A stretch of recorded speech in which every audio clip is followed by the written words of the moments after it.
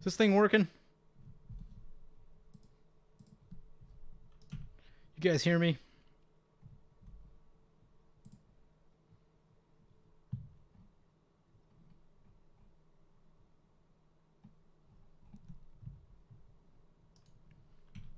Sapphire Medallion for Dave. Gilded Lotus.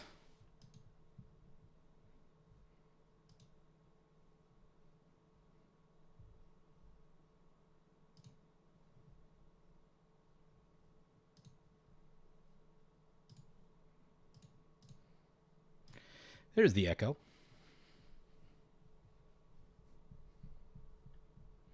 Sorry, guys. I'm still trying to get the stream working again. What up, MTG Ice? Many things happened in the game, so I'll get you caught up for whoever is here. Haktos had the Locust God. Banana scooped. I don't actually know what happened to Banana. He left somewhere along the way. Haktos had the Locust God. I wheeled, which gave him a bunch of Locust God tokens. I caught a Blasphemous Act, but he Cyclonic Rifted with the wheel on the stack, so I lost some of the mana rocks.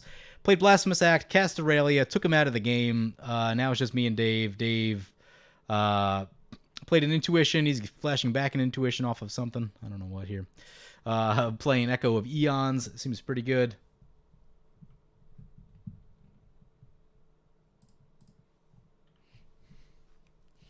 Oh, Banana had to go. Yeah, sorry. I was trying to get the stream up and working again, which was a nightmare. But as soon as we finish this game up, we're going to be on to Haktos, and pretty excited about that.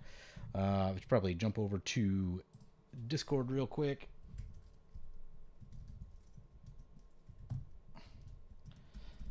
Do Haktos live stream. Dave's got an Intuition. Yeah, 3 pieces of removal, huh? Well, those are all bad. If we give him oh nope, he can still cast Unsubstantiate. Unsubstantiate is probably the least annoying of the group.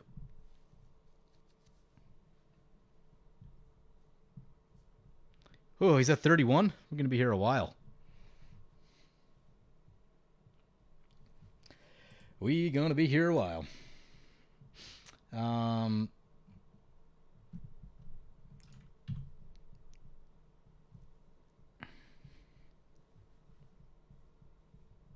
Brings it back to our turn. There's an Amaria. No, our graveyard got exiled though, so like I'm not gonna be able to get anything back right off the bat. But let's. We have the Hour of Revelation, which gets rid of some of his mana rocks, particularly the Sapphire Medallion. Gilded Lotus is pretty good too. Yeah, force him to use the Unsubstantiate. Actually, we can do it right now with the boots. Play the boots. Means we. Oh, if we do that though, then Hour of Rev looks less good. Whoops.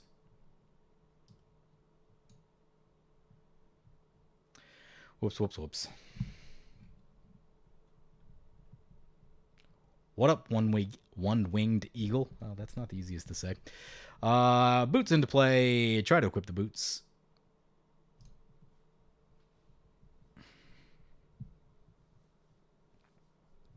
Here comes the Unsubstantiate.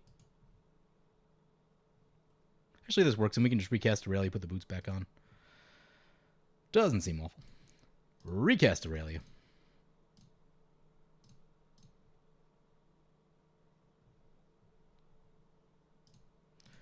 Put the boots back on. Let's get Amaria. Let's get Solemn Simulacrum.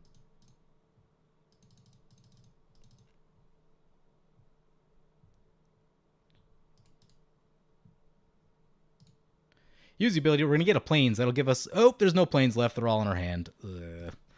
Well, hope we don't get wheeled again, which we might. We might. We got 2 mana left. Can't do much with it, so time to go attacking. We could have moved the boots over to the Solemn, but he's probably going to try to bounce Aralia. Bouncing the Solemn is not as great of an idea for him, so...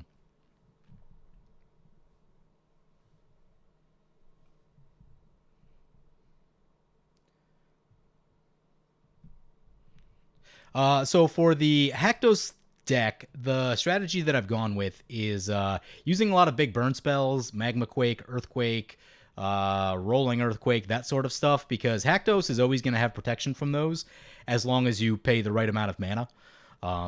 So that's kind of the plan, is just to, it's an Earthquake based deck is really what it is. You're just going to kind of burn everything out. And that's the goal. So it's sort of like, it's really about applying even pressure to your opponents and having this threat that's like kind of a nuisance to deal with, and then using the burn stuff to kind of finish the game out. So while they're dealing with Haktos, you're kind of just making mana, setting up, and then eventually you play some big burn spells, maybe get a damage doubler in, and play that kind of game. So it's, you know, it's like a mid-power kind of deck. I wouldn't say it's crazy, crazy strong, but... Oh, that's an Narset. Down to one card, though. Don't be a wheel. He's got a wheel in his graveyard, of course. Yep, there's the wheel. Here we go. Gotta love that Narset. We draw a Reforge the Soul. We're not going to reveal it. We'll need to kill the Narset first. It's going to activate the Narset. He's got 7 fresh cards. Oh, this game's going to go on for a while.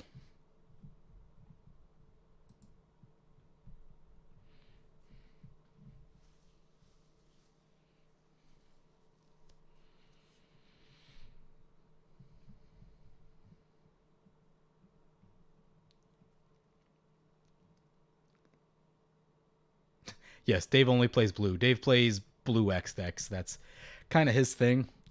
A long time ago, he built an Aralia deck once. Seems like ages ago now, but yeah. Since then, he's played mostly blue.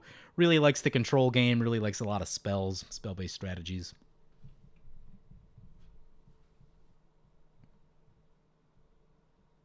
I don't even know what Nyx Lotus is. I feel like I've seen. I feel like I've probably seen it, but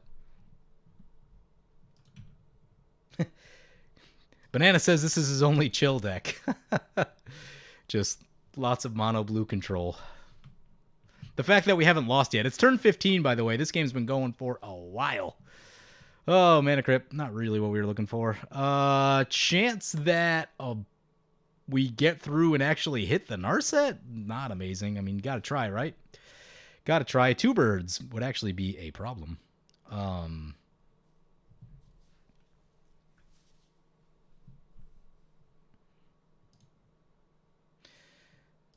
Swing into the Narset. Hope for luck.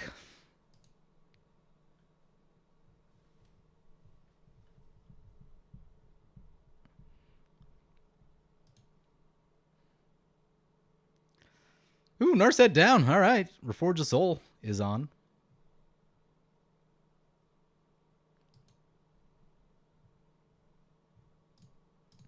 Swing at the face. We'll keep the Solemn Simulacrum right where it is. There's a lot of ways that attacking with the Solemn Simulacrum could go wrong. Next turn I might feel a little better about it, because if he bounces it, then we have to recast it before we Reforge the Soul, and I don't want to do any of that. I don't know if this Reforge the Soul is going to, like, resolve, though. Could be a thing. Well, let's get Mana Crypt.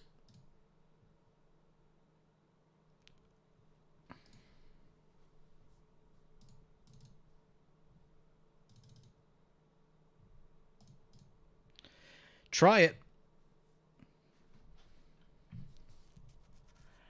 Reforge time. Could use a fresh 7.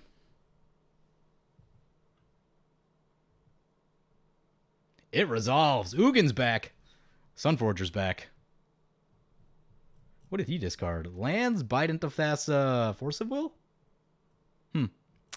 How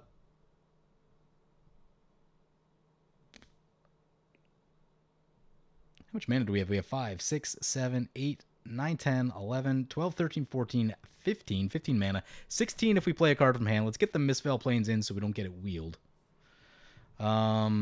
Let's try Ugin.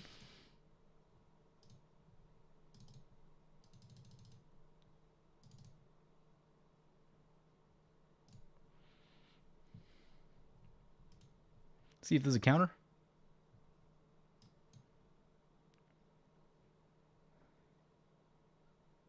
It's a mana drain. Okay.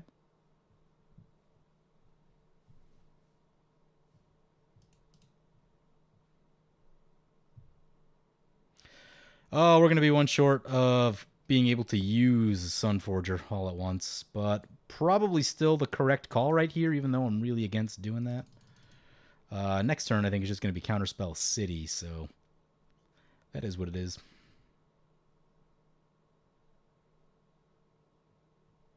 Nope, he's got a Force of Negation. It wasn't going to make it anyway.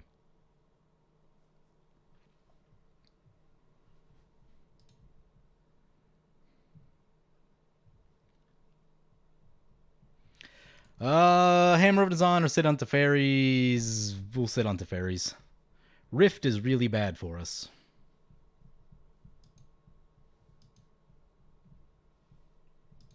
There's a mana drain. He's got all the mana.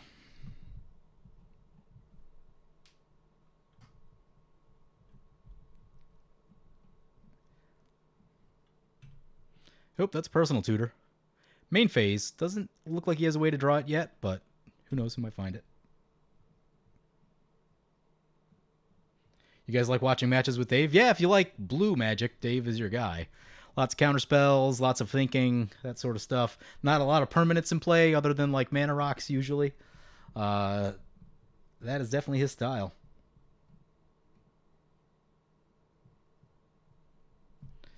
Time Twister. Well, I guess we're wheeling again.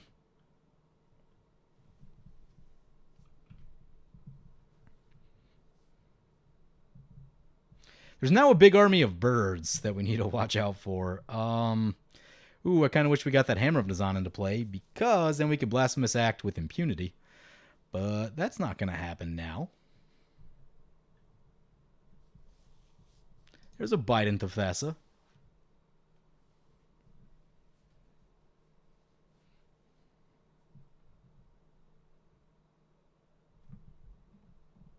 Your Leisha deck? Yeah, Leisha has been a tough one for me. Have not been able to get that one working the way I want to.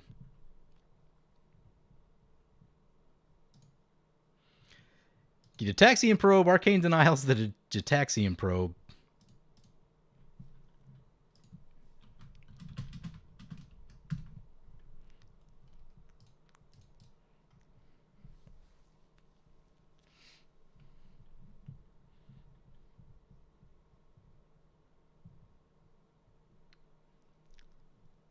Chemist's Insight, drawing all the cards.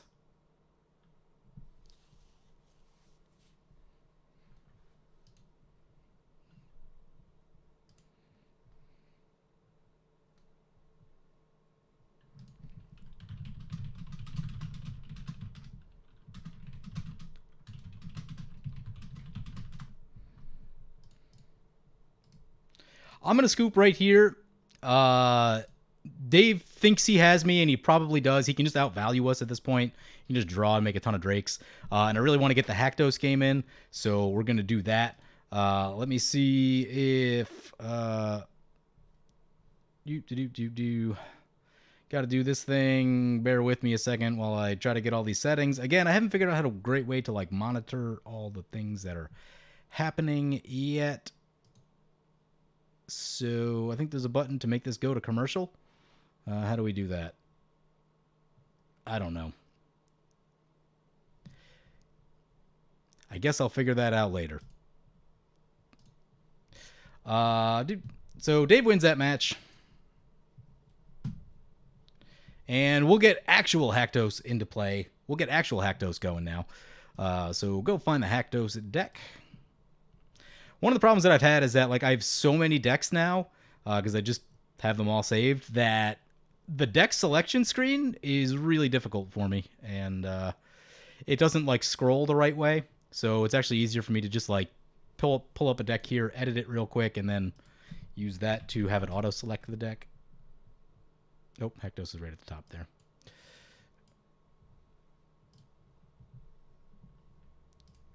Making a game.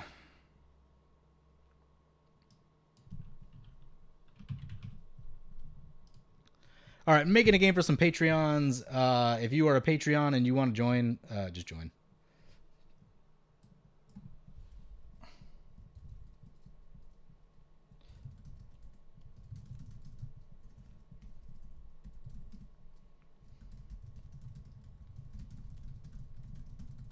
All right, getting some opponents.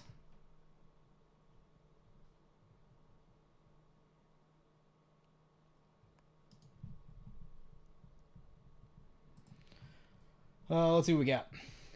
Yeah, I do want. So yeah, I do want to play more Alicia at some point. Now, in the world of today's decks of like people just combo off on turn 6, like it's probably not where you want to be. But in a longer or grindier game, I think she's pretty cool. The lifelink and the fact that it's big is really sweet. Won the die roll again. That's cool. All right, so we've got actual Haktos this time. I misclicked last time and ended up getting into a long game with Aralia, which I did not mean to do. But yeah, here we are. We've got a bunch of lands. Lands are good. We've got a lot of X-Spells. We have one X-Spell in hand, so yeah, looks like a keeper to me. We've got the Concerted Effort, which is a sweet card. I look like your friend Josh, who is a rapper. Nice. I don't know what to say to that. Lich's Mastery is a tricky card in EDH. Yeah. I think Firemaker gave me a deck with Lich's Mastery in it one time.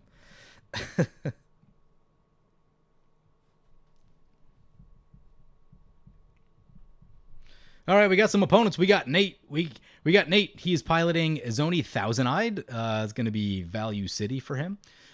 Green, black are his colors, and I'm nervous. We've got Haktos piloting Naban. We saw a little bit of Naban the other day. Wizard tribal stuff, and there's going to be some combos. Venser is pretty good with Naban, as we saw, and I think Narumiha is the main combo, does a bunch of things. There's probably a few other ones I'm missing. And then we've got Frodo the Chef piloting Muzio Visionary Architect, sweet little card. That will bring it to our turn 1. We draw this Remorseful Cleric. Let's get the... we got New Benalia. Yeah, we got tap lands. Let's get the Temple first, since it makes both colors.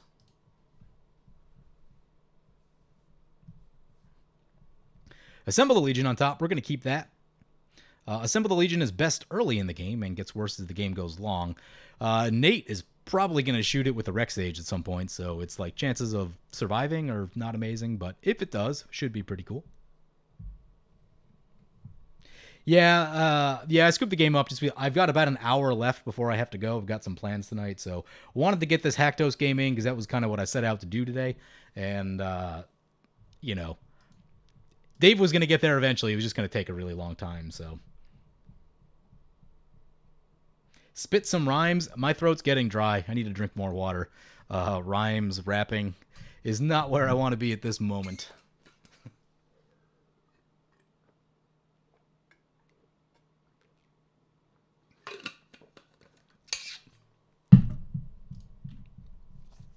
Lands for opponents. Can appreciate the super not fast start. All about that. There's that Assemble the Legion we saw. Let's play the New Benalia. Keep taking a look at the top. Get all the tap lands in. Another Plains. So the question is, at some point we need things that are like gas. I'm going to put that to the bottom. I feel like at some point we'll draw another land, and that land might be like a little too much, so... Wouldn't mind looking at something else.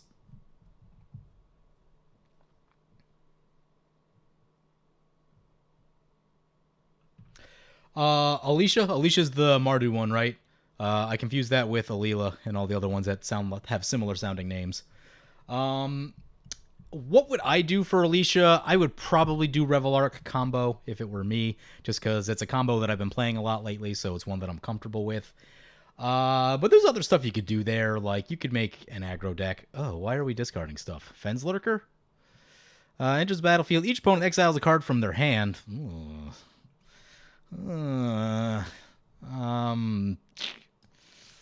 Remorseful Cleric is like probably the least useful of everything we've got, so I guess it's the Cleric.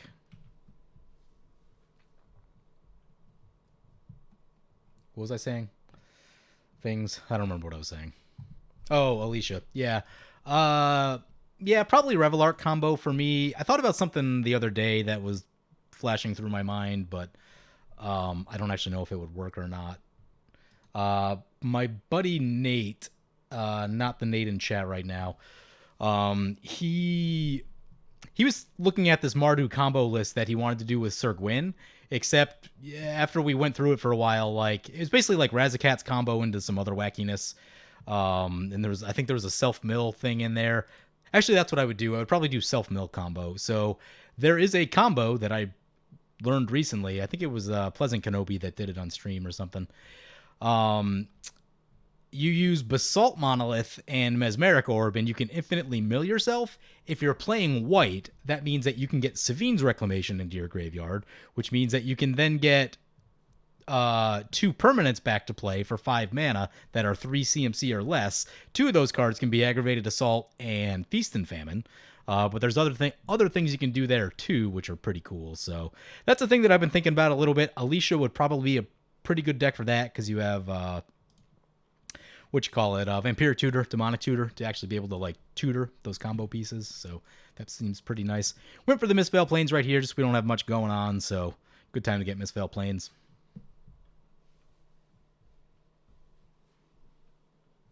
Yeah, I probably should have kept the Cleric, but if I knew I was going to draw another land right there, I definitely would have kept the Cleric, but I was in hopes that we would draw something else, so I didn't really want to pitch a land.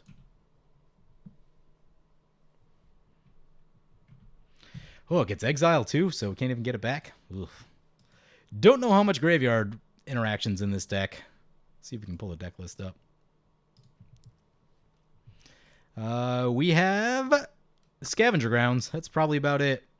Yep, I think it's just that Scavenger Grounds. We have some exile built into the deck, but swords and paths, stuff like that. But largely, yeah, maybe we should have kept the Cleric.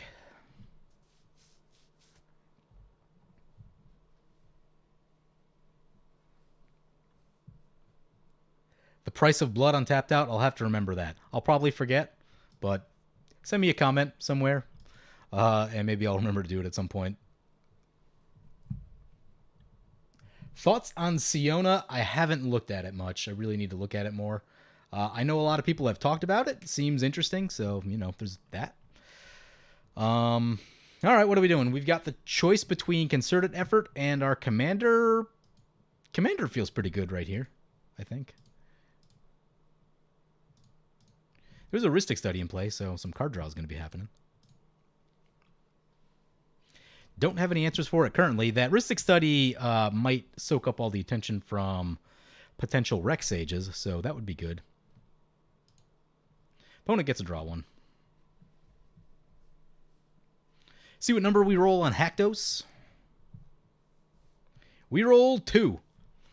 Fenlurker is 2, so we're not going in that direction.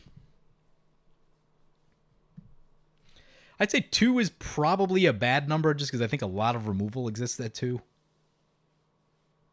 I don't know. Maybe it just depends on like which opponents you're facing and what colors they are, what stuff's in their deck. Probably a little too much to read into, but definitely had some situations where like I roll the number of all the permanents in play and I'm like, well, this is not doing what I hoped it would. There's a Masked Admirers. That's a card I haven't seen that much of lately. Enters the battlefield, draw a card. Whenever you cast a creature spell, you may pay green. If you do, return it from your graveyard to your hand. Pretty cool little card. Here comes Naban into play, paying for the Rhystic Study. Can appreciate that.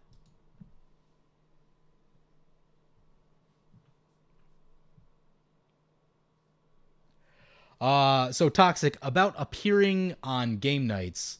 I have had a couple brief conversations with the Command Zone, not about being on game nights, just in general, as you know.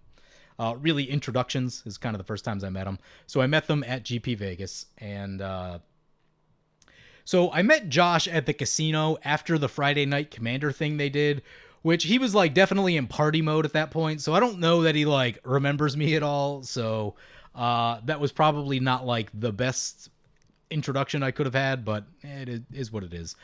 Jimmy, on the other hand, I got to talk to for about 10 minutes at the Commander event, and having a 10-minute uninterrupted conversation with Jimmy was super cool. Like, that's just a thing that I don't think a lot of people get because, when you get to, like, that level of popularity, people come up to you a lot, and you don't necessarily get to have, like, a deep conversation with someone, and I got to do that, so it was pretty cool. Jimmy was very, very cool, so I definitely enjoyed talking to him. But as far as going on the show, we do have to do some attacks here. Naban is also 2 mana, so I guess we're going over to the Muzio. Sorry, Frodo. Have some damage. But as far as going on game nights, One of the problems I've realized is that they're always doing the new product. They rarely do just like someone show up and bring some decks. They do like what, one or two of those a year probably. So like I don't know that I'm actually the best fit to go on that show because it's always like they're just promoting the new product, and you know, that's cool, and like that's they get sponsored to do that sort of stuff. But as far as like you want to see like an actual like high leverage game of Commander, I don't necessarily know that like that's what you get out of game nights anymore, which is disappointing. Now they have their other show, which I'd probably be like a better candidate for if like I'm just gonna bring this deck and like try to show off some cool stuff. But yeah, as far as like game nights, you know, I kind of thought about it a little bit. I'm like, honestly, they're kind of into their like niche of what they're doing, and you know, it's not really just like bring a random Commander deck anymore. It's definitely like they have, you know, they probably got most of their year planned out of which videos they need to make. So, being on that type of like production schedule, just it's really really tough to just have like a fun game of Commander. So, but it would be like super super cool to go on there, and I totally would if they would ask me. You know, even if it's just for a new set, I would find something cool to build and try to build around it to the best of my ability. So, you know, one of the things I was thinking about is like, how much time do people have to actually like build the decks? Because a lot of times they're playing that game, I don't know, 2-3 weeks before the cards are actually out, at least.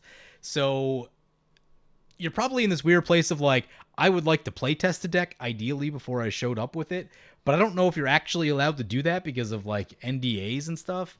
So probably a weird spot to be in where you just have to like use your gut to build the best deck you can. And I don't know. Just something I thought about, random thought.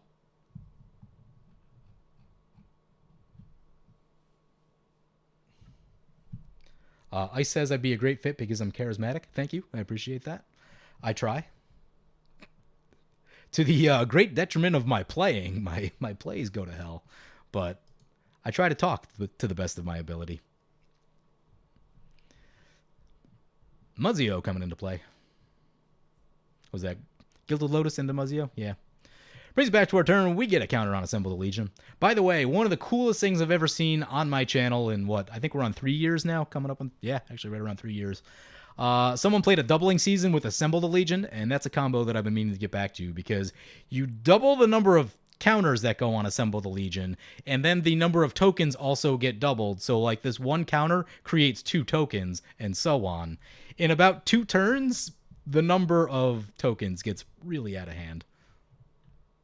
So, one of the coolest things I've seen. Anyway, it brings back to our turn. We draw a Selfless Spirit. Let us play this Marsh Flats. Puts us on 6 mana. We get Sun Titan. Yeah, everyone's tapped out. My feeling on Sun Titan right now is like getting a land is cool, but it would definitely make us the target, and a lot of cards in hand. It's probably going to eat removal like there's no other. So, thinking smaller plays at this exact second. I think I'm going to go Selfless Spirit and Concerted Effort. A little bit more resilient than just trying to go for the big stuff right here. Maybe I'm playing too conservatively. I don't know. It really depends on what opponents have in hand. This Rhystic Study's been triggering all game, so there's that. Shielded by Faith. Someone sent me Banana, as a matter of fact. No, was it Banana? No, it wasn't Banana. Not Banana. Who was it? It was Sean Mason sent me the Gideon Spellbook, which has a Shielded by Faith that looks incredible in it. So that was super cool of him. Thank you, Sean. I don't know if he was watching yesterday or the other day when I streamed. I don't know if he's still watching, but yeah, Shielded by Faith. Cool card. I should probably use it more. I'm going to play the Selfless Spirit.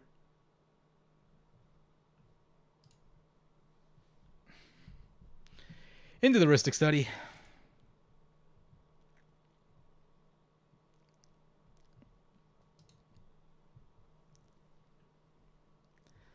And we'll send Haktos over to Frodo again. They've been drawing a bunch of cards, and really it's the only safe place for us to go. With that, I'm going to grab another little sip.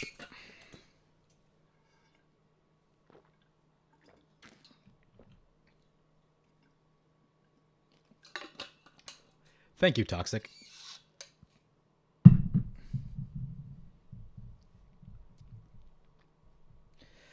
Built her as Voltron with combo backup, the Earthcraft Squirrel Nest combo. I'm not familiar with that combo. I think I need to get a little deeper with some of my other colors. Like, I know the red and white card pool really, really well. The other three colors I'm a bit lacking right now, especially with like all the new stuff that's come out. Not that Earthcraft and the Squirrel thing are new, but I would love to play on MTG Mudsta's channel. Him and I were pretty close at one point. You know, I say moderately close for like content creators that live on opposite ends of the earth, but I did visit him in Canada. What was that, 2 years ago, I think, and ended up getting a little bit of food with him and had a great chat with him. So he was super cool. Would love to go on his channel. And his channel is like perfect because it's just people playing Commander, which I love. I talked about it a long time ago, like the Boros stats video and all that, where like, oh, that's a living death. Let's sacrifice the Selfless Spirit. At least we'll get that back. But yeah, so with Mudsta's channel, you know, it's just people playing Commander, and people aren't playing for the camera for the most part, which is like a big thing in my opinion. Like, Command Zone plays for the camera. I play to the camera a decent amount. Like, I build decks specifically to show. Was it Commander Clash? They're always building around like some wacky theme. Again, building for the camera, not necessarily like, you know, just a person playing a Commander deck like you would at an event or at your shop. So, you know, if you're trying to like data mine stats, I think, got this card again. Exile nonetheless. Well, we probably need the Rolling Earthquake. Oh man, we got to give up good cards now. I don't want to give up good cards. Gisella's like a game winner usually. Sun Titan is also a game winner. Which one? I'm gonna give up on the Rolling Earthquake because like Gisela and Sun Titan, pretty much irreplaceable in what they do, and there are like 7 more copies of Rolling Earthquake type cards in the deck. So hope to draw one of those, even though the creatures may be a issue with Azoni, but yeah. Gisela, Sun Titan, 2 irreplaceable. Anyway, trying to finish my thought. What was I saying? Stuff. Oh yeah, Mudsta, play to camera. But yeah, I like his channel just because it's people playing Commander. And if you're trying to data mine stats, his channel's probably the best one to do it because it's literally just people playing. So that was my point on that. And actually, I am planning to try and go to Magic Fest Toronto this year. It's going to be expensive, and we're going to have to figure out how to make that work. But someone's asking about GP Vegas, Magic Fest Vegas. Yes, I also want to go to that. So I've been trying to figure out my schedule. Houston, which is like actually really easy for me to get to. I have a friend coming into town that weekend, so I probably won't be at Houston, which is unfortunate. But I'm thinking Toronto and Vegas are probably the 2 that I'm going to try to travel to. There's a lot of content creators in Canada that are going to be at Toronto, and I've had some like very brief interactions on Twitter and stuff with them. There's a Thassa's Oracle. There's a card that's stirring up some trouble. I didn't talk about its ramifications for like a half hour earlier. I did. I totally did talk about it for like a half hour.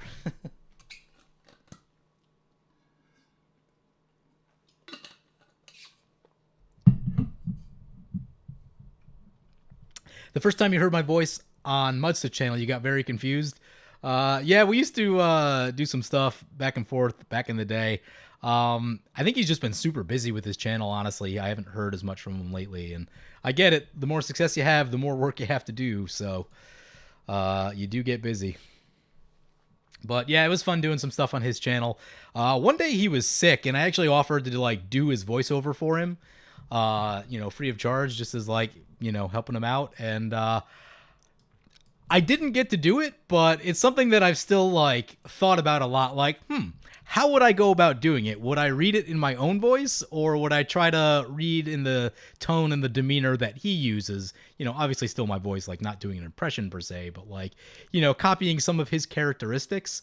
And it's a question that I've kind of posed to myself. Like, do I just be myself and read the way I would read it, or do I try to be more like him because it's his channel? And it's an interesting question.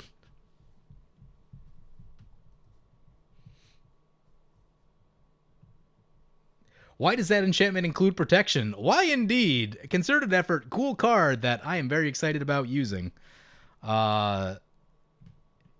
It's got some wacky abilities on it. It's basically, I think, all of the evergreen abilities at that time. So we've got Flying, Fear, First Strike, Double Strike, Landwalk, Protection, Trample, and Vigilance. So if we're looking at which of those abilities are no longer evergreen, the ones would be Fear, Landwalk, Protection. Yeah. How the times have changed. I think the funniest one is if you're looking at Odric, who copies ability. I think Skulk is on there. They're really trying to push Skulk for a minute. We get an Assemble the Legion trigger and a Concerted Effort trigger. The order matters here. Let's put Assemble the Legion on the top. So Concerted Effort to the bottom.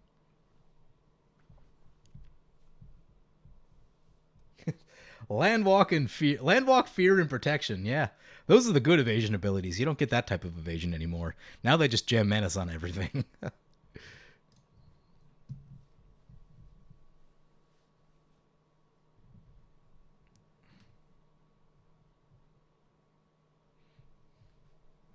Well, we've got Flying and Haste. Those are cool abilities. Here's a land. Play a land. Do we go for Gisela? Gisela's a flying blocker, which is pretty important. Haktos gives us the protection ability back.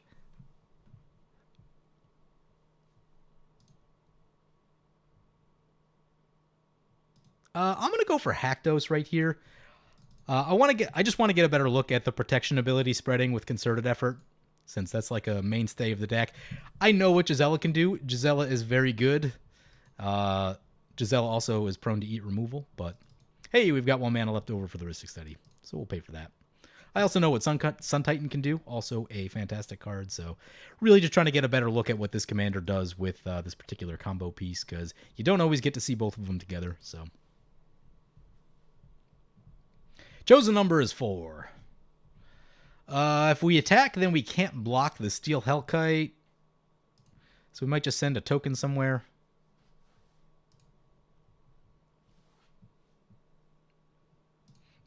If I were a Planeswalker, my ability would be plus create Aralia tokens. That sounds awesome.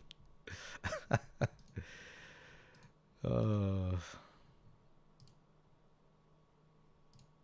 suppose we could block with Haktos, since flying will spread, but try to play it kind of safe. Steel Hellkite is a pretty dangerous card.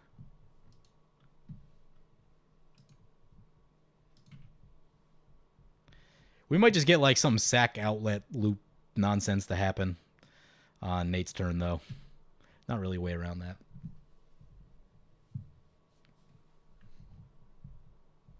Holy crap, we're up to 73 people watching. That is so many more than I ever thought would be watching me live. So thank you guys. I really appreciate it. Yep, there's an Acidic Slime. Let's see what this is going after. Probably... It depends on whether he wants to prioritize me as a threat or if he's worried about Muzzio. Acidic Slime on the Cage Sun. Yeah, that's a very good idea. Very good idea. Means he's not prioritizing me as the threat. Sweet. It's the Boros way.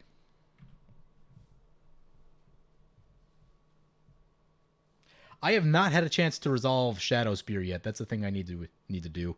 Yeah, I am gonna have to update a lot of Boros decks to put that one in. And believe me when I say, like, my Boros decks have gotten really tight on deck slots. Like, I really feel the pain of when I want to add something, I'm cutting something else that's probably pretty good. And it's that feeling of being aware of what you're giving up, and you know. If it's a land, you know you're going to get land screwed more. If it's a piece of removal, then you know that you're probably going to lose to the thing that you would have used that piece of removal on. So just painful. It's painful to make those really fine-tuned deck cuts. Here for the Haktos. Sweet.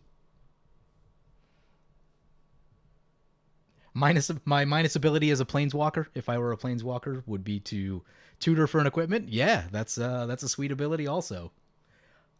Although Aralia is probably the minus and tutor the equipment is probably the plus.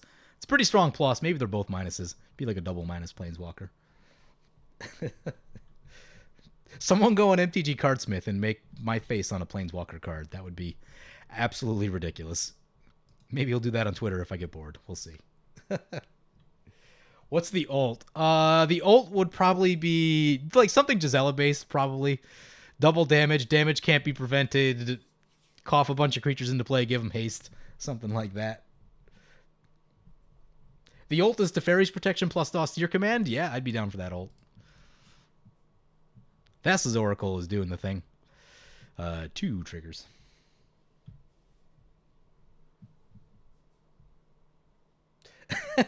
My ult would be get an emblem that says, after this combat, there is an additional main phase followed by an additional attack step. Repeat this process 5 times. Oh, that would be heaven. That would be heaven. Speaking of attack steps, I got to talk to Gavin Verhey at Magic Fest Austin, played a game with him. He played my Sir Gwyn deck and just like schooled us with it. Anyway, he was the creator of Aralia the War Leader, and we had a fantastic discussion about that.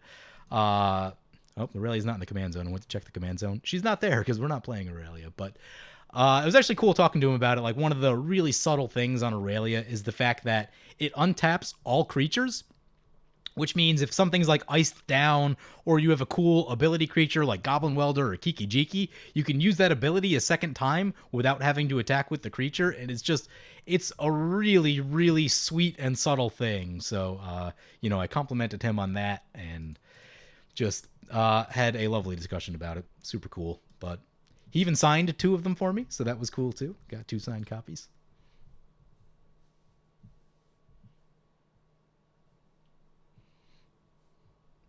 Tutor target Sunforger? Yeah. I'm down for that. I'd play that card. One job to do. Find this Sunforger. You're welcome, Big Fat Hobbit. I appreciate it. Make Sunforger instead of tutoring and equipment. Yeah, you can do all that. Was it Gyrate Extra Combats? Yeah, that game. It turns out putting all the extra combat spells in a single deck is like not the best. There's 4 or 5 really good extra combat spells, and then there's a lot of really mediocre ones after it. I probably need to revisit that deck with like a more serious lens. And, try to play it a little bit better. Because obviously that one was just kind of janky. I was going for my inner Saffron Olive right there.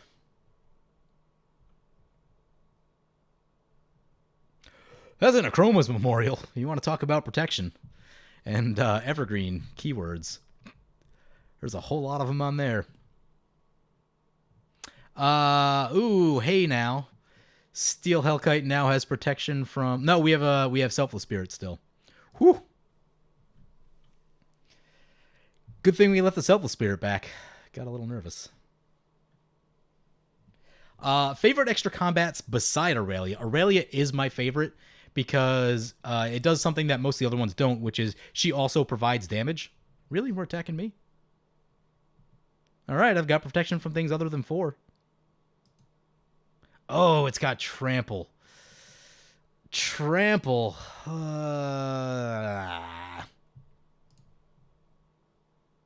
Opponent can kill our tokens.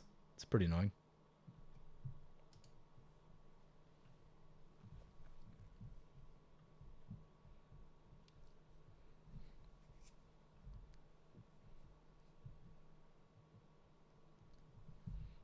Anyway, favorite extra combats beside Aralia. Aralia is my favorite because she also provides damage herself, so that's cool. Is a creature, which is just cool. I've been hot for Waves of Aggression because if you're running sort of Feast and Famine, which I do, and like Feast and Famine is one of the top 3 equipments that I tutor for, basically. You can turn all the extra lands in your hand into more copies of Waves of Aggression. So, like, if you have a Mask of Memory also, which is not unreasonable, it's not infinite, but you can fire off, like, 2, 3, or 4 combats all in a row, which I really like. And the fact that it can just be in your graveyard if people are playing Wheels and Mill and stuff like that. So, I've been pretty hot on that one lately for the, sort of combo-esque potential of it. I just did this out of order, didn't I? I did. Whoops. Well, 2 of these tokens will still have the abilities. The other 3, not so much. Whoops. That's why I can't talk and play the game at the same time. Here's a fun little card. Someone mentioned this in the comments to me. Protection from monocolored.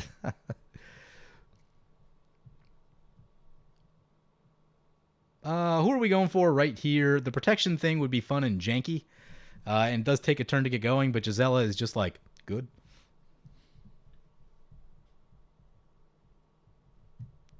Oh, wait a second. Is this 12 Haktos damage? That's 12 Haktos damage. If we go Gisela, we can kill Frodo. Yeah, let's try it.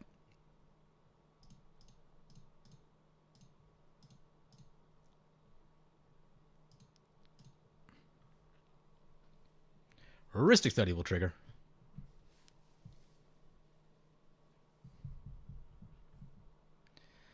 I can't pay. But as far as other combat spells, Savage Beating is good if you have stuff in play. Like if you just need the game over with right now, lots of damage, Savage Beating is cool. And World at War is also very solid. Those are probably my top ones.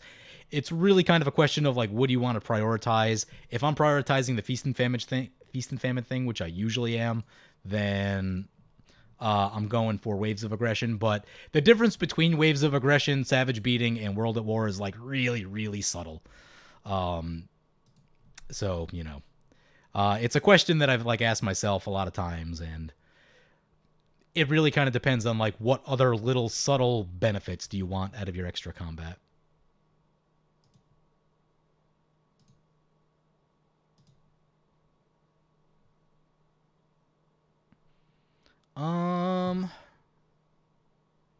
Attacking with anything else? Yeah, we'll send this over there. Why not? What is better in Commander? Feast and Famine or Embercleave? Feast and Famine is just absurd. Feast and Famine is such a ridiculous card. Feast and Famine is more of an enabler. It's basically like the Boros or multicolor mana doubler. So, like, think about it as a mana doubler that also makes opponents discard cards, gives you protection from 2 colors, additional power, and all that sort of stuff. Did I say 2 cards? If it's Aralia, it's 2 cards. Normally it's 1. Sorry. Yeah, Feast and Famine is pretty absurd. Embercleave is a really good finisher, and I do really like Embercleave as a card because I feel like red decks were needing, you know, a little more like kind of finishing power. Double Strike isn't the easiest thing to come by in red. Like, the options that exist for it weren't amazing. They're all a little too expensive mana-wise. So I think Embercleave fills a really nice role for red decks.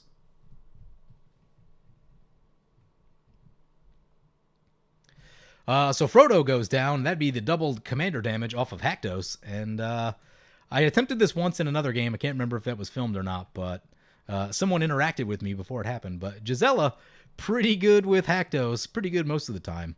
But especially good when opponents can't block your commander.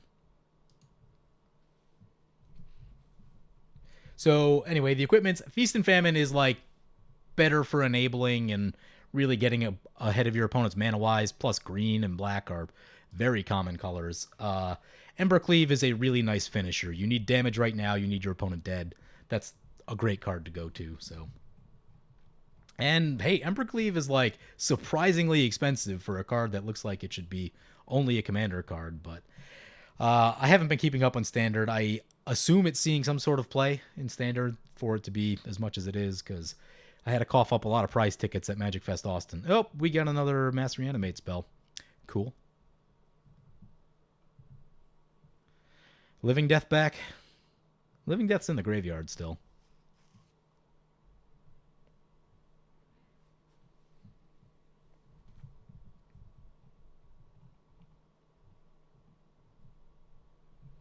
Creeping Renaissance. Choose a permanent type or return. Yep. Okay. At least it's not Living Death. It'll bring opponent stuff back, but at least we don't lose ours. Choose a permanent type, return all... Oh, it's the hand. Okay.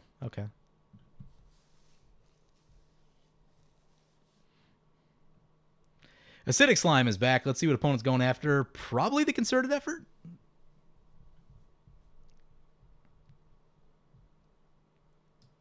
Yeah, Concerted Effort. I get it. I get it.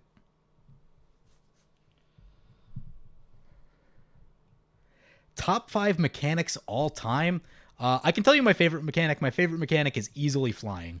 Flying is just like the most flavorful, and someone tells you flying is a mechanic, and you just immediately understand what it does. Like the flavor and the like actual game mechanic sync up so beautifully. Other mechanics, uh, you know what's weird? I was thinking about mechanics a while ago, particularly when you look at like some of the last 2 trips to Ravnica. There are cards that are either a good mechanic but doesn't have good cards available to it, or isn't a great mechanic but has one really good card. Like Cypher, I think is like a weird mechanic that I don't know, it's fine, but it has a couple cool cards, so I think like people might overvalue Cypher as a mechanic at least a little bit. But personally, I don't think it's like that well designed of a mechanic, just that it has some decent cards. Where like the Boros mechanic Battalion. Battalion, I think, is actually a reasonable mechanic, but there aren't any cards that are like super crazy pushed when you get the Battalion to trigger. If you were going to make Battalion balanced for like commander play and not standard play, you start thinking about the, was it the original Odric Martial Tactician, I think it's called, is like close. And even then it's probably still like not quite as powerful given the restriction. But I think it's like, I do like some of the Battle Cry-esque mechanics. Like when you attack, Hero of Bladehold is cool. When you attack, you make the tokens. I really like Hero of Bladehold as a card. They found a way to make that like do something on attack really exciting. I guess that'd be a thing I like too mechanically. Just do something on attack, specifically when it's like make tokens or make other stuff. I tend to like a lot of those mechanics. Scry, I think, is a really cool mechanic. I think it's really it's a little bit skill intensive. And, you know, even just playing like these temples and the New Benalia early on, you know, the choice of do you keep a land? You know, like as simple as that choice is, it can matter quite a bit in a game. So, you know, I think Scry is very cool. Oh, what other mechanics? I don't know. I'd have to like sit down and really think about it, but definitely flying. Scry is cool. I love stuff that's like on attack or on damage. Those things are sort of fun. Also, just like equipments. I just love equipments. It's not a mechanic specifically. It's, you know, a card type, but I love the feel of just, you know, suiting all this crap onto one big creature and making it huge and some unstoppable machine. Opponent's got a Pondering Mage, by the way. It's triggering a lot of times. It's going to refill their hand. They are tapped out, though. We may need to do something about that.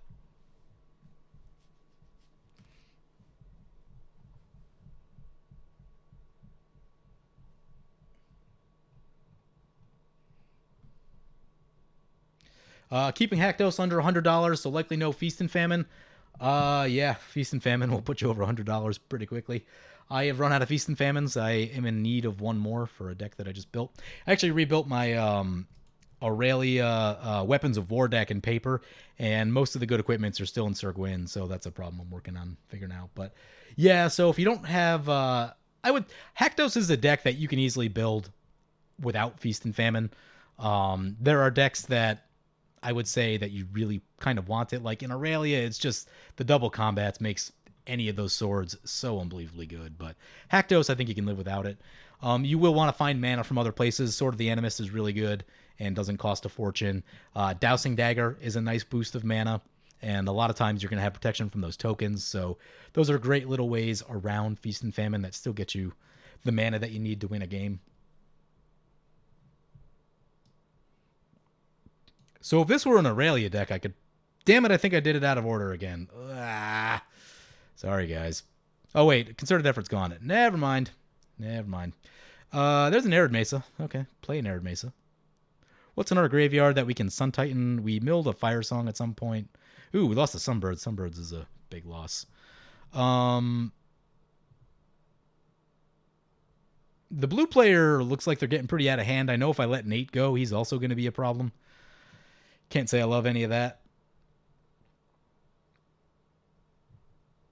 Gisella's gonna make everything doubled.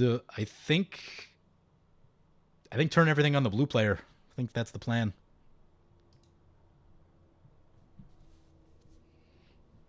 Hope we survive Nate's onslaught of value. He's a little bit further behind right now, so I guess that's the plan. Yeah. Guardian of the Guild Pack, yeah. So it's got protection from monocolored, which is one cool because like most cards that people play are monocolored. Minus specific decks like who's it? Niv Mizzet that wants everything to be multicolored. A lot of cards you see are monocolored. Like most of the cards in play right now are monocolored. Blasphemous Act is monocolored. That's a big thing to keep in mind. Most damage-based wraths are.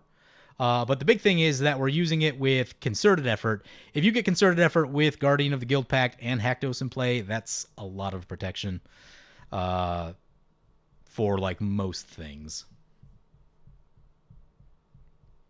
Oh, opponent's got a blocker. Didn't realize that. Not thinking super in-depthly about the game right now. Just kind of talking more than I'm doing anything. So if these plays aren't amazing, that's why.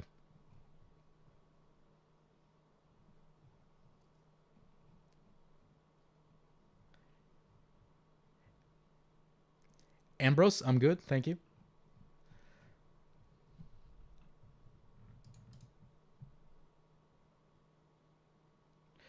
You've been testing this deck for yourself, and you're wondering why some cards didn't make the cut. Land Tax, Bastion Protector, and Dockside Extortionist. Dockside Extortionist, I probably just forgot about. It's a newer card, so that happens sometimes.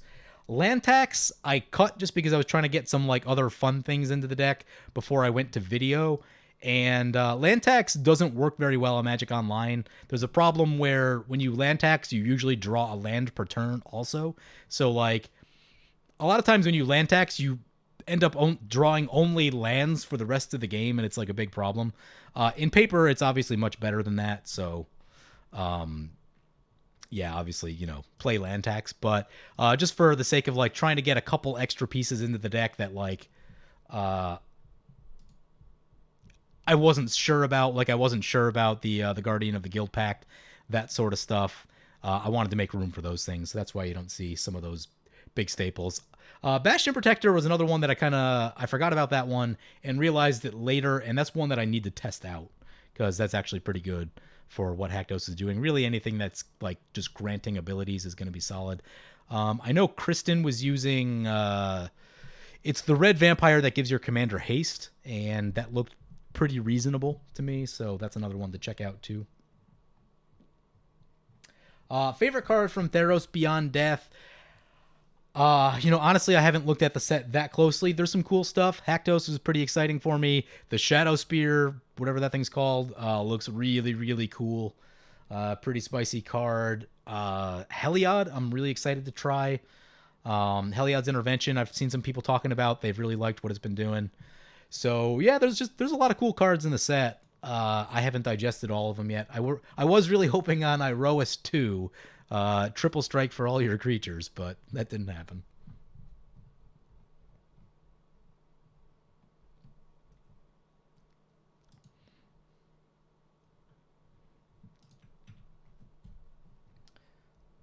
Oh, we got Sean Mason in the house. What up? Would love to see a Will and Kenrith enchant politic deck. Patreon subscription worth. Yeah, we can look at that. You can equip Haktos with the swords if you roll a 3. I wouldn't count on that happening like a good percentage of the time. If you want it to happen, it probably won't. If you're not thinking about it, it might. Just kind of how luck works. Guardian is a good card in Pauper with white-black Pestilence. Yeah, I built a white-black Pestilence deck just back in the day for like casual play, and it was super fun. It was like all the white knights with protection from black and Pestilence, and it wasn't great, but it was fun and silly. You imagine that the set with 70 legends will have some busted stuff? I would imagine that also.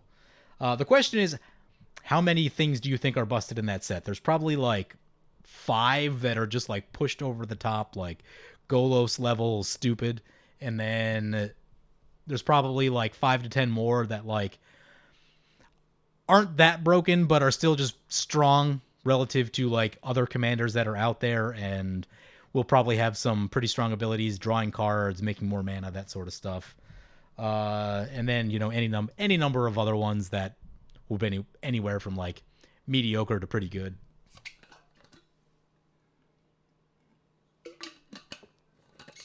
This will be my last game, by the way, for those talking about it in chat. I have dinner plans, and it is now the dinner hour. Is there a list of cards not on MTGO? I didn't realize that Rayami and Tongarth weren't online. There were 4 cards from that commander set that never made it online because I just don't think they have the... I don't want to say the ability, but like they don't want to spend the time to figure out how to program them for Magic Online. Like it's just not worth it from a time and budget perspective. But there is a list. MTG Goldfish, one of the writers for MTG Goldfish did an article that was called like the 800 cards that haven't been printed on Magic Online. It's like 2 years old, probably, maybe older. Time kind of flies, but it was from a couple of years ago. You can try searching for that. I think it was called They Still Haven't Printed These MTGO Cards or something like that. I can't remember now. But they talk about a lot of the random cards that aren't printed. A lot of them at the time, actually, okay, so I can time this for you a little bit. It was shortly after Dapala came out, so whatever set that was in, one of the Kaladesh ones. And because Dwarf Tribal was on everyone's radar at the moment, and a lot of the dwarves were in Fallen Empires, are not printed online. For the most part, though, most things have been printed. You really need to dig for some like really kind of outlandish stuff that doesn't see a lot of play to have it not be on Magic Online, other than the dwarves.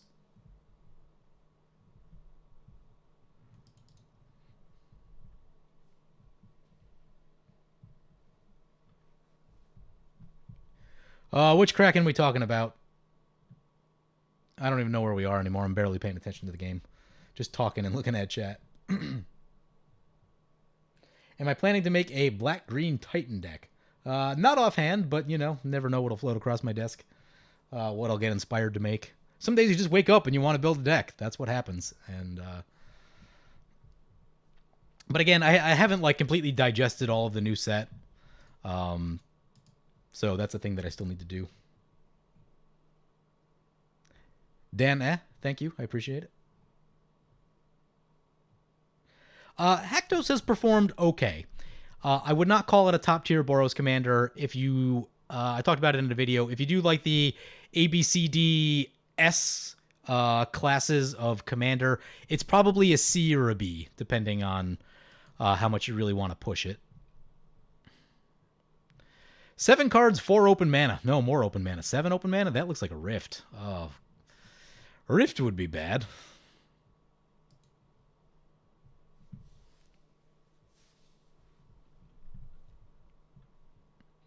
I guess we got to try, right?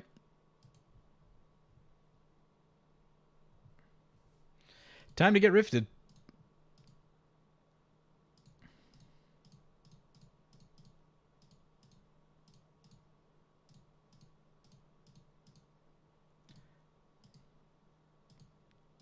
I'm not doing this in any sort of mathematical sense. I'm literally just clicking randomly.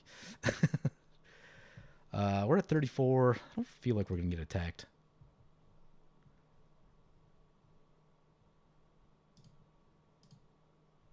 See if we get bounced.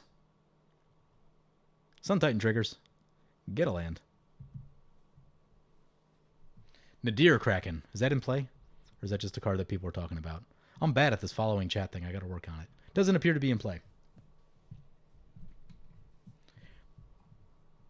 Howdy from the UK. Hello, UK. Someone once told me that I need to increase my presence in the UK. I don't know how to do that other than playing a bunch of Bush songs. So someday there might be a stream of me playing a bunch of songs by British artists like Bush and the Spice Girls. F for the Rift. Okay, yeah. Yep, there it is. All right. Pressing F.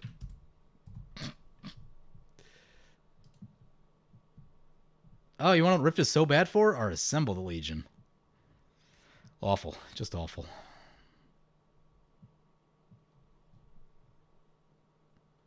Well, kind of knew that was coming. Sun Titan lands? I don't know. What do we do right here? When in doubt, more Sun Titan.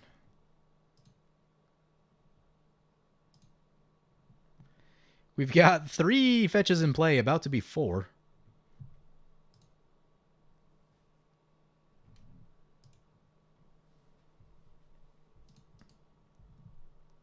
Crack some fetches.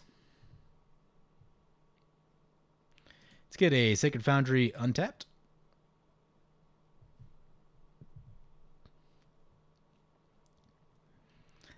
Let's crack a Marsh Flats.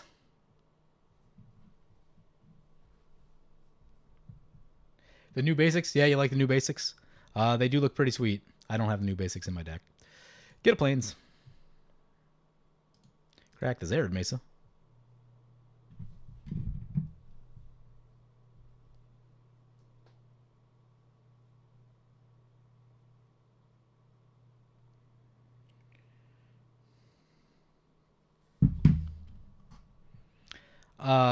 Get a Plains.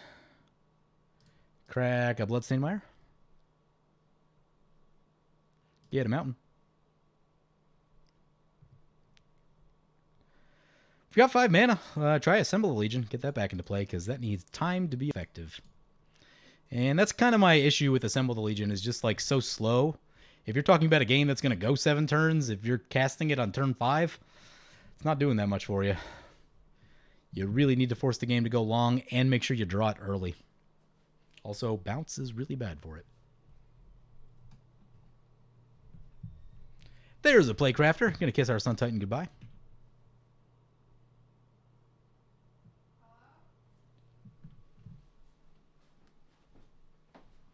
Hey babe, I'm streaming. I'll be done shortly. Sleeping in my bed.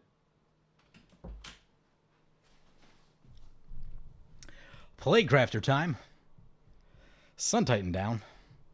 Does get rid of a wizard.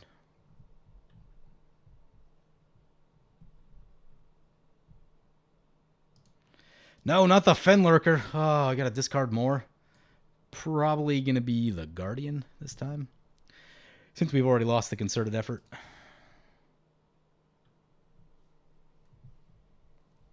I need to put this thing in Shieldred.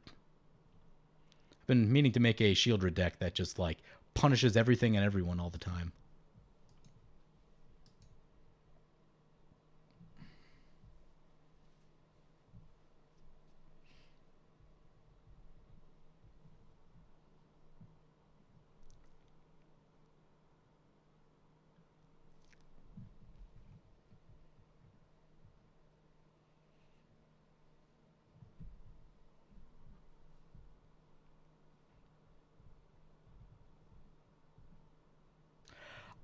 I personally like the new basics. I don't know how I'll feel about them in like 6 months or a year, but I think right now they're a cool thing to do.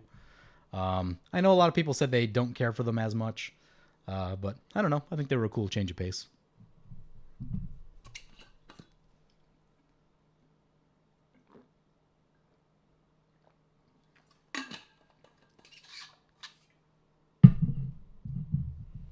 Yep, that was definitely the Rift feel bads right there. Oh, hey now, that's a kicked right of replication on the Fenlurker, so we're about to lose all of our stuff. Cool. That might be game. I was just thinking that like I should have probably used the swords at some point, but at least we got the Assemble the Legion into play.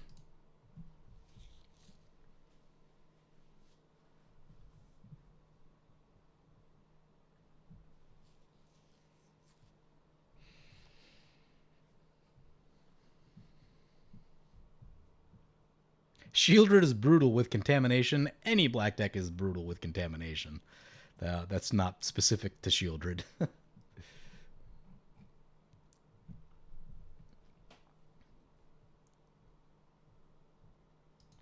yeah, I'm thinking about rebuilding my Shieldred deck. Try to get some of the new tech in there because it's been a long time since I've looked at it. Right now, my paper version of that deck is Josu Vest, and like it's a pretty mean Josu Vest deck, but it chokes on mana, and like it's not good enough to play against other good decks that it should be playing against, which is a problem. And Jet Medallion is like oddly expensive in paper. So more Conjurer's Closet on the Thassa's Oracle. Probably should have shot that at some point. Seems like a lot of value. How does Nate still have cards in hand? Oh. Or, no, I have no idea. It's a Brave the Sands. Meh. Pretty mediocre at this point, I think. Let's get our commander back into play. Would have looked much better with the concerted effort sticking around.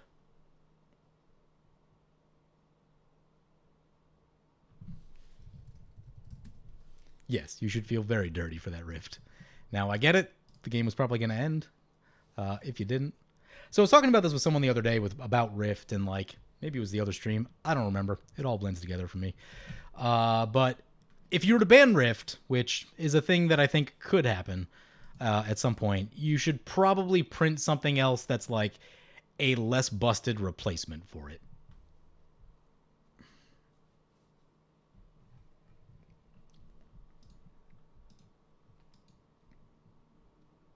Phyrexian Altar coming back.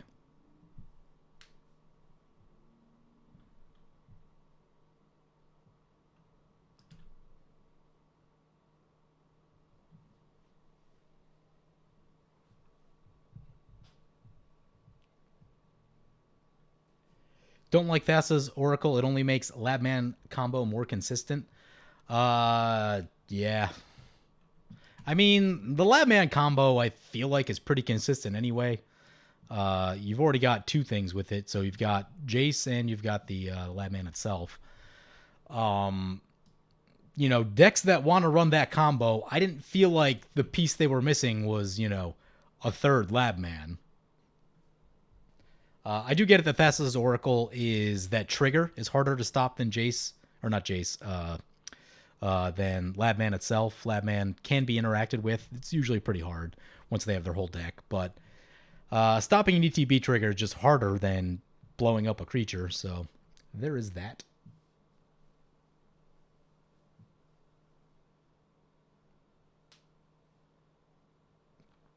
So here's a good dichotomy of cards. Thassa's Oracle is a blue card with the words "Win the Game" on it. Chance for Glory is a red card, a red-white card, with the text "Lose the Game" on it. Just think about that for a few moments. Let that digest. That's how they design cards. If Chance for Glory had, like, literally any other text on there besides "Lose the Game," I would probably run it more.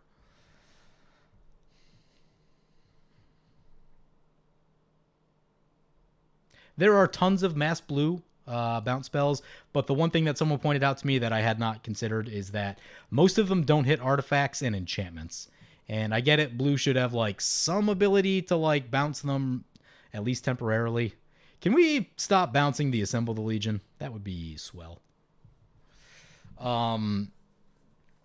But yeah, some ability to interact with artifacts and enchantments is probably warranted.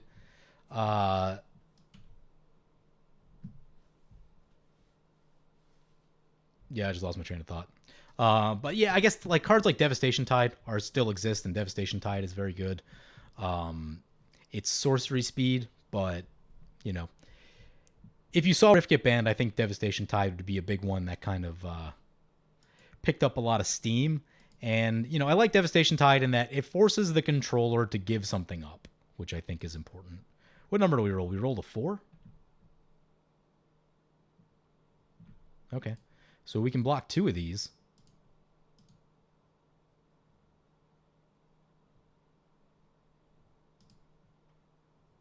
Come on.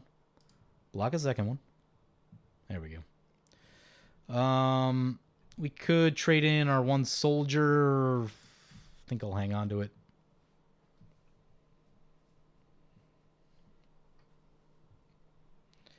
Instant speed Devastation Tide. That would be interesting. Same as Rift, but not one-sided. Yeah, it might be okay. I'd love to see some playtesting on it.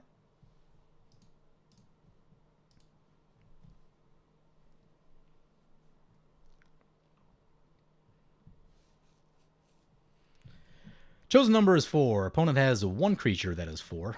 That's annoying. Oh, it's that thing? It can tap our stuff down? Oh, that's so bad.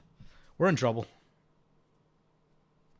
Conjurer's Closet on the bouncy guy. Gross. Yep, the blue thing is happening. The blue thing is happening. If opponent doesn't have a counter, we find a big X spell. That might be how we get there. When somebody casts a massive Torment of Hailfire, they're not forced to give up anything. That's also true. If someone said they wanted to ban Torment of Hailfire, I would not put up any fight about that, because Torment of Hailfire requires exactly 0 setup, and all it requires is that you make land drops and like probably find a Cabal Coffers. So yeah, I'd be on board for a Torment of Hailfire ban. It's probably not going to happen, but Torment of Hailfire is way too easy of a win. There's an Immortal Sun. I don't know that that helps us at all, especially with the bouncy thing happening. Guess you gotta try, right? Is this thing indestructible? Of course it's indestructible. Why would it not be indestructible? Guess play the Immortal Sun.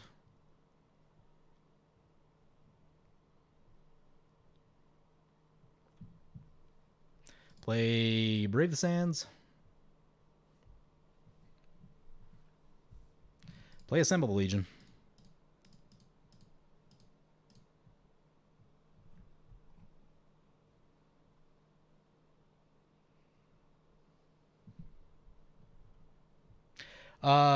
Someone says that Torment of Hailfire is usually a mono black thing.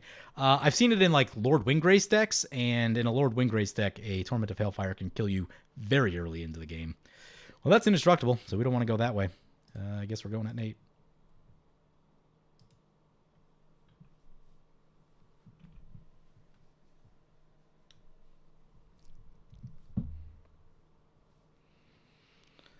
Wouldn't be sad to see a Toxic Deluge right here.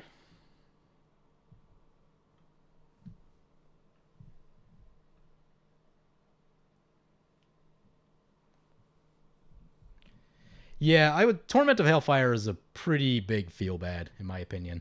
It's similar to Expropriate. It's another card that just requires like no setup at all. It only requires mana. Tooth and Nail largely doesn't require setup other than mana. So yeah, it's a question of like whether you want those cards legal in your format.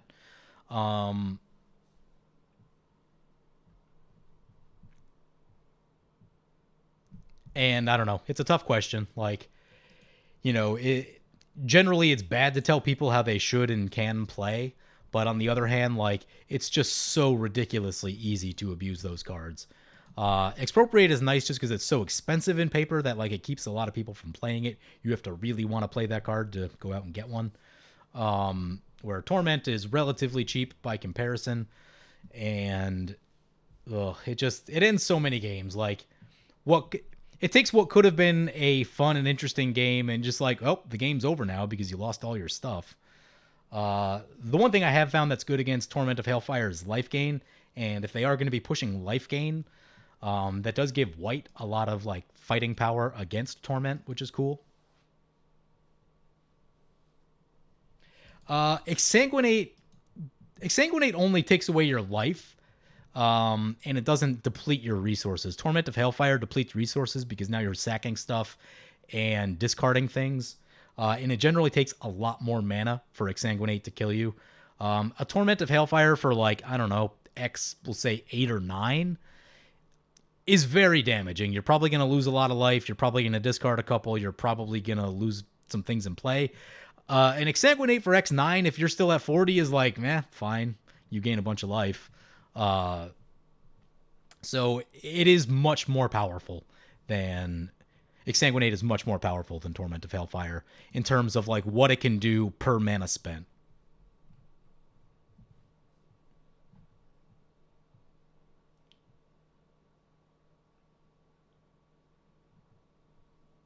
So like Torment is a finisher and its removal and its discard. Exsanguinate is only ever damage and life gain. Plus generally requires more mana.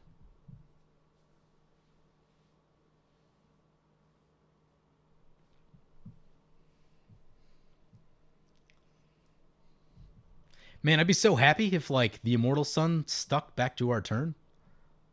The Zendikar Resurgent might actually soak up some attention, but opponent's going to have so many of these triggers. It's going to be pretty annoying.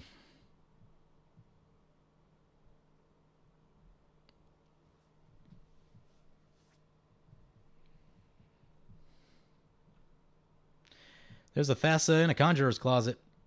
Oh, opponent's going to have so many. We're getting bounced into oblivion. That's what's going to happen.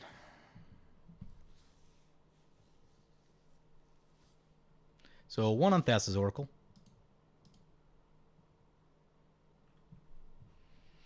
Trigger twice. And 1 on the bouncy guy.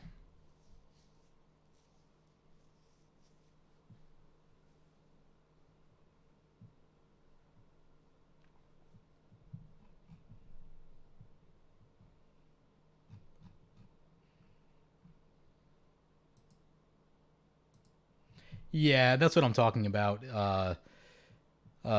Torment has been an easy include in most of the decks that run black because it hits so hard out of nowhere. Yeah, that's what I'm talking about. Where it just requires no setup. It doesn't require that you like do anything. Opponent's gonna hit our Immortal Sun and the Zendikar Resurgent. Yep, it's pretty annoying. Like, if a card is strong after it requires some amount of setup, I don't think it's that bad because you can always interact with. You have more points of interaction. Nate's going to Heroic Intervention. I wish I had one of those right now. But yeah, you have more points of interaction when you're talking about like a synergy or a combo. When you're talking about just a card being good and like really only a counterspell stopping it, or like Winter Orb, then it's not great. It's not great.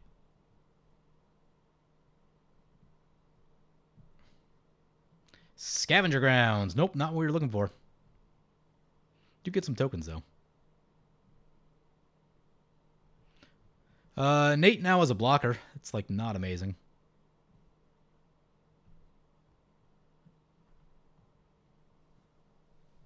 We are forced to attack, but attacking there is better than attacking the Thassa.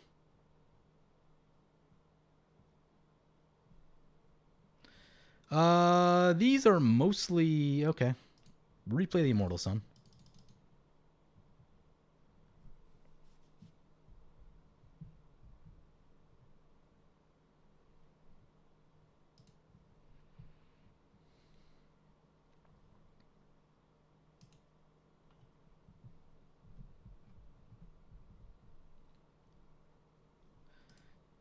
How nonsense is Najila? I don't know what that means. Do you mean how strong is Najila? The answer to that question is incredibly strong. She's basically the combo. Najila is another thing that like requires like mostly only lands, so it is borderline too strong. But like, I feel like with Najila, it's a CEDH type of card now. You shouldn't be seeing casual Najila for the most part, or if you are, like, you should have some idea what you're getting into. So I don't know. The best way to stop a Torment of Hellfire is to reverberate it on a Wild Ricochet and kill both. Yeah. Yeah.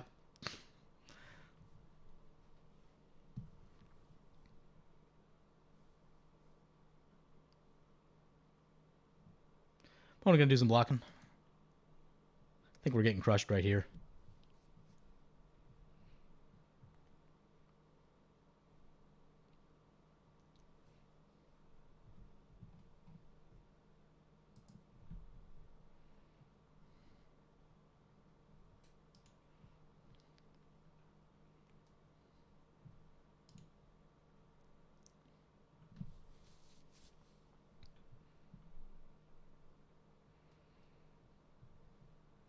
And everything taking a minute to resolve.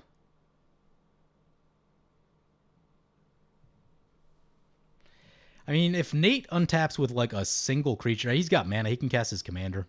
He's going to be in good shape. He's probably get some stuff done. Might be able to fight through some of the other nonsense.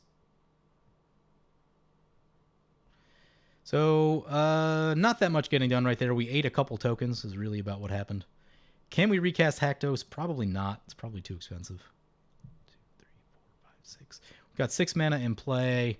It's going to take 8. Is that 8? That's 9. Takes 9 to cast. Yep, that'll be a next turn thing.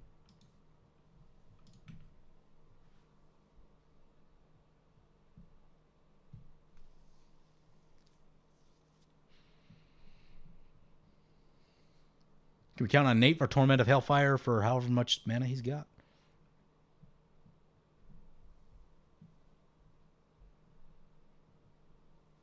Here's a question for you guys. So at the Magic Fest, I was playing Scott Larrabee in what I thought was going to be a relatively chill game, and he played he's playing Black-White Daxos, the enchantment deck, and he made us all discard our hands with the Constellation Giant that makes you discard. And like, I guess my question is, like, if someone's playing the ability to make everyone discard their hand, like, are we no longer really in the casual realm? And I get it, like, Daxos isn't like the craziest, most powerful thing ever. It's decent. But I don't know. Something about like discarding everyone's hand feels like it should only really be a part of CEDH play, but I guess it's that mindset of like, the best way to play the game is to stop other people from being able to play the game, and that's what mass discard does. Here comes a Yarok's Fenlurker with a Panharmonicon. Yep, it's back. How do I feel about Bassandra? Honestly, I need to take another look at Bassandra. My guess, without having like played her in a long time, is that she's probably underwhelming compared to what other Boros commanders can do. Now, the can't cast things during combat is actually more powerful than I would have thought, because they have that ability on Marisi. And a lot of times the Cyclonic Rift player doesn't play the Rift until they know that you're attacking them. And that is actually like a decent thing, but the rest of Bassandra's package is like fine. It doesn't blow me away with power. And when you're talking about the fact that there's just like a lot of powerful options now, you know, she's not in the top tier for me. She's probably not even in the tier below that. For me, she's probably going to be towards the bottom, but if you just want to build a fun deck and you've got like a chill meta where you're not going to have to discard your entire hand and get play crafted multiple times, then, you know, play Bassandra. Don't let me stop you.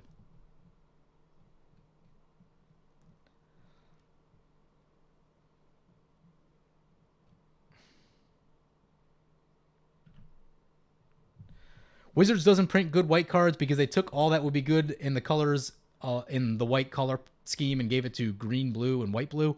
It feels that way sometimes. It definitely feels that way. Narset, the Planeswalker, the newer one, that should be a white card. Opponents can't draw more than one card. Here's a Burglar Rat. We don't care about a Burglar Rat. I'm sure the blue player does, though.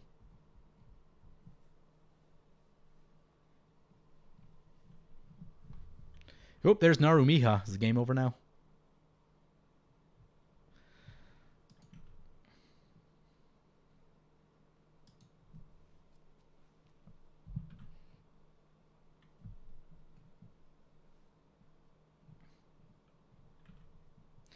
Yeah, I mean, I get it. I guess there's a place for mass discard. You know, if your opponents are playing like nasty turn 6, turn 7 decks, then sure, mass discard, but that's not really what this Haktos deck is about. It's much more chill than that. Your game plan, your view of MTG is skewed because your group plays Slivers, Infinite Combo, and Marin. Yeah, that all sounds nasty. I mean, the shop I play at on Thursday night, there's a lot of powerful stuff on there, and a lot of times I will bring decks that are less strong than what's happening.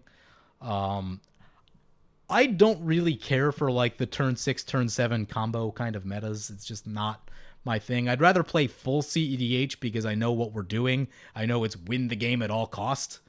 You know, versus like, oh, we're just going to have a chill game. Never mind, I'm just going to take Infinite Turn Loop on turn 6.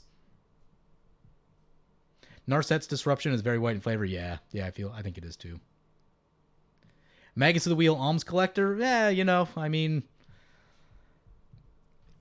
like anything, it depends on the setting. You know, if you're playing nasty decks, sure, I get it. That's where the mass discard really kind of comes in. And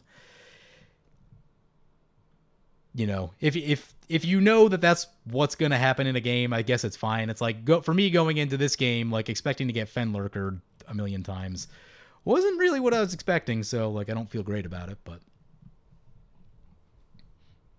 I guess for me it's like, all right, if I know you're playing mass discard, I'm bringing a Winter Orb to the party, and you're going to have to deal with my Winter Orb. Like, if you want to play nasty stuff, I'm going to play my nasty stuff, and I think it's probably just a matter of like everyone trying to get on the same page, which everyone's terrible at doing.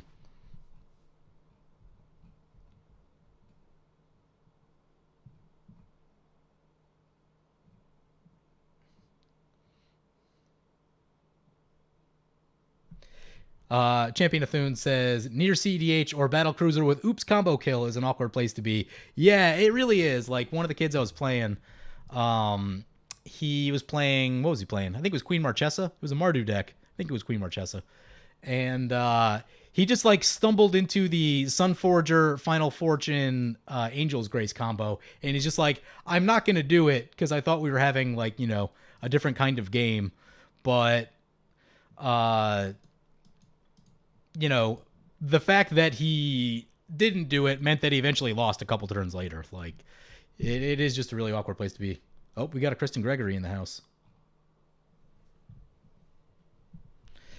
Immortal Sun bounced once again. I would love to find some card draw, some mass burn. Angelic Guardian. I guess it's fine. So let's go Haktos first.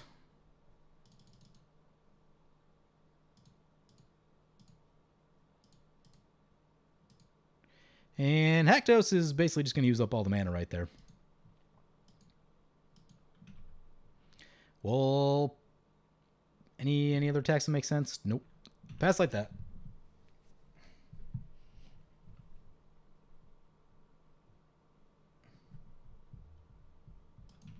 Your Amanatu deck is supposed to be casual, so it feels bad when you top deck Infinite on turn 6. Yeah, that's the type of stuff I'm talking about. I think you need to realize that, like, when you're playing, that, like, don't say your deck is a 7 if it can win on turn 6 or turn 7. Like, when people tell you that their deck is a 7, it feels like, okay, that means that it can win on turn 7 through interaction, which is super annoying. Stream is going well. I'm starting to wear down a little bit, though. Throat's getting a little sore. Thank you for asking, though.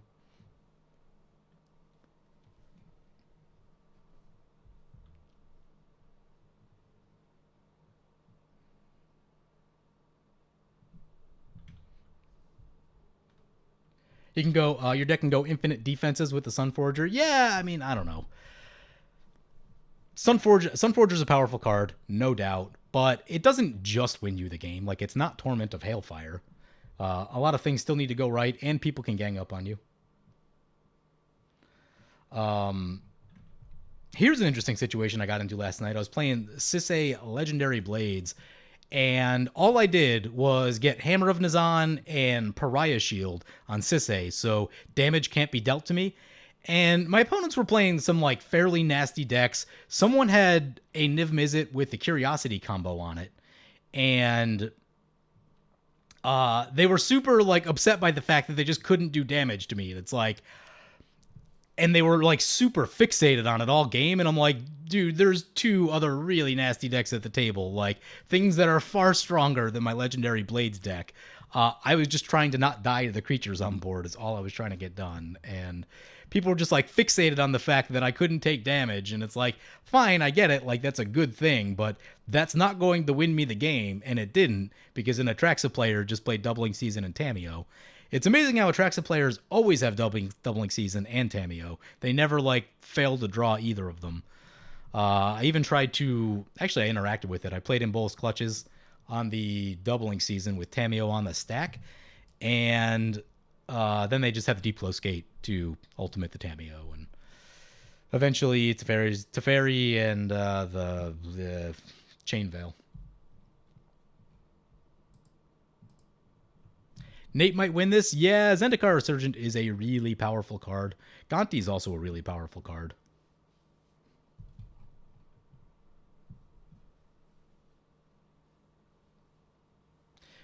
A big draw for us could get us there. Like, if we find an Earthquake or something like that, that would be pretty legit.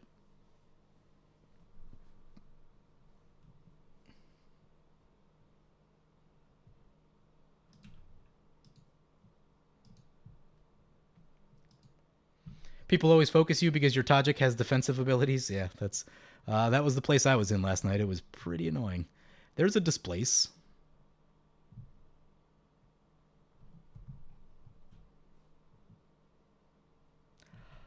Champ says, I never fail to have Teferi's protection on the turn. He's about to crush me.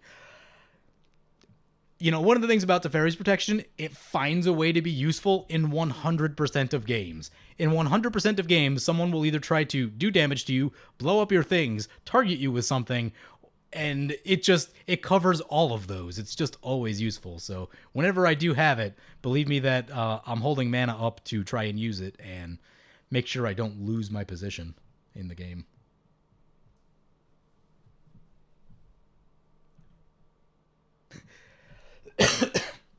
There's a guy in your playgroup who thinks Avacyn Angel of Hope is the most OP card in Magic. Indestructible and protection don't win games, though.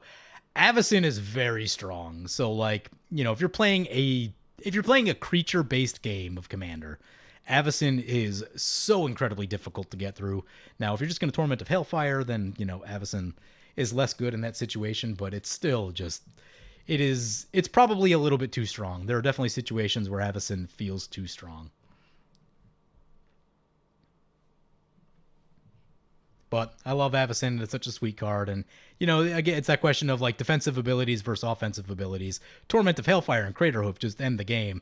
Avacyn, the game still goes on for a while. You just, like, can't attack that player anymore. Here comes a Zoni, and opponent's going to get the draw.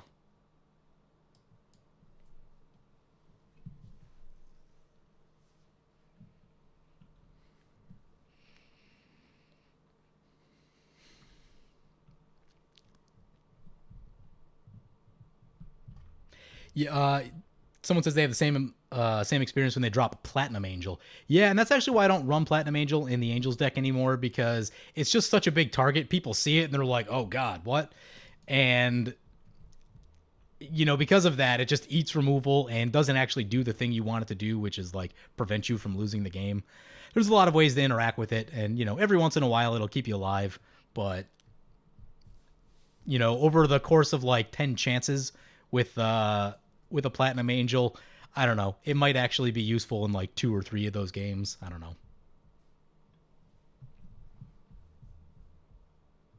Nate's only win con is play Torment. Can't be that far away. He's got a Cloudstone Curio. That's unfortunate. I have to go to the bathroom pretty badly, and Cloudstone Curio is going to make this game take forever.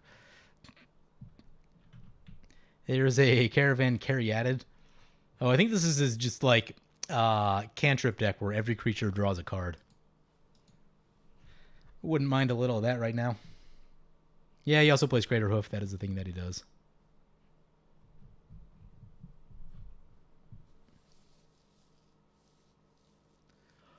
Cloudstone is infinite. Oh, yep. Okay, so if he bounces his commander, sacks all these to make mana, I believe he's got infinite mana, which means he can draw his deck and then just do all the stuff.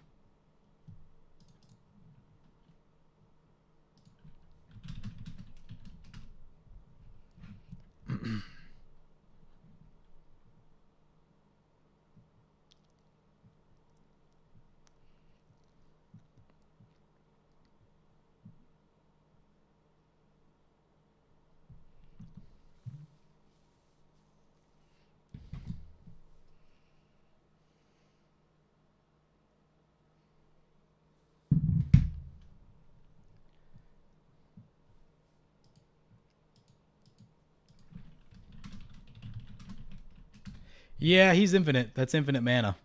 And draw his deck. Yep. That'd be the game. Should have exiled that yard. Yeah. Yeah, definitely should have exiled the yard. But the board's been wiped since then, so I don't know that that Remorseful is sticking around. There's a Mystical Tutor. I don't think this fixes anything. Opponent would have to draw.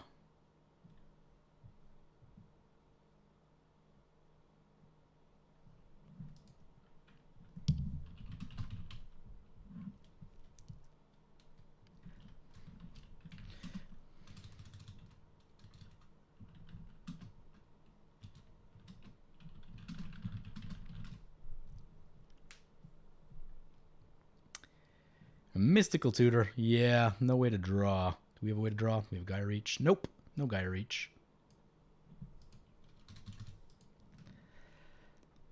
All right, well, I'm going to scoop it up right there because, yeah, this is going to just take hours to resolve, so.